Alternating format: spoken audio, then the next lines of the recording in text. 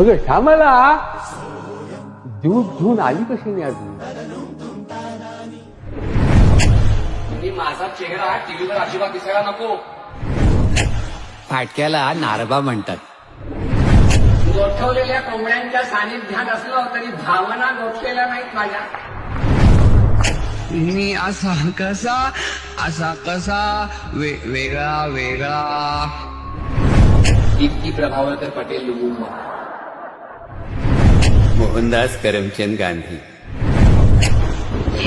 भगभुगे भगनी भागोदरी ओम भट स्वाहा.